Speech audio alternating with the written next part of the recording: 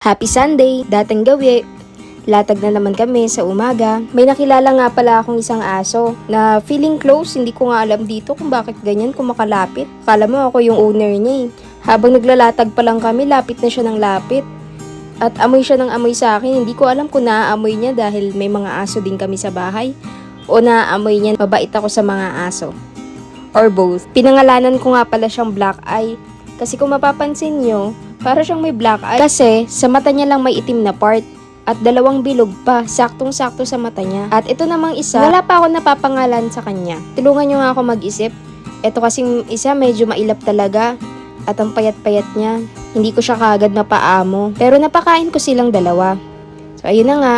Since ito yung Sunday ng umaga, bago kami nagpakain ng aso dahil sa celebration ng aso namin. At nakalaga na rin kami ng ibang ulam. Nagdala muna ako ng iilan para may makain nga sila. Buti na lang talaga may dala ako. Nga pala, kaya wala si Alapan dyan sa video kasi nakausap namin yung owner na tinali muna siya. Kasi natututo na siyang tumawid-tawid eh. Nag-aalala sila na baka masagasaan siya. Kaya ayan, sila muna ang pinakain namin. Nagdala ako ng ulo ng manok, kanin, dog food at tubig. Unang batch, ayan, pinakain ko muna yung payat. Medyo makulit kasi yung kulay brown na may itim sa mata. Paikot-ikot, hindi mapirme. Tsaka, ang napansin ko sa kanya, in-heat siya. Kaya ganyan, hindi talaga siya mapakali sa iisang lugar. Kaya ang una ko napakain, itong payat. At gutom na gutom siya. Masyado niyang pinahalata sa akin na kulang yung isang batch. Hinahanap ko nga din yung brown pero hindi mapirme sa isang lugar eh. Binibigyan ko ng pagkain pero hindi niya tinatanggap. Ang gusto niya lang mag-amoy-amoy, sumampa at mag-ikot-ikot sa mga tao.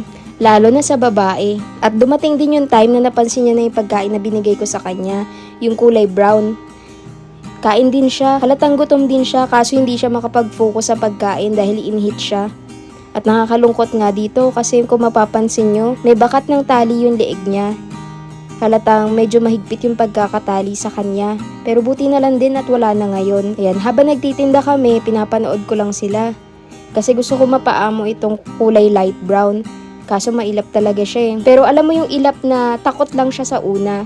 Pero kalaunan siguro mapapaamo ko rin to. Kasi tumatabi naman siya sa amin eh. Tumatabi din siya sa latag namin. Kumbaga parang nagtitinda din siya. Ito namang kulay brown. Uupod ng bibo. Di ko nga alam kung ano nakain ito eh. Alam mo yung parang ngayon lang kami nagkita pero feeling close na siya kagad sa akin. Kung saan ako nagpunta, sunod siya ng sunod. Eto kung mapapansin nyo, naglakad lang ako. Pero nakasunod talaga siya.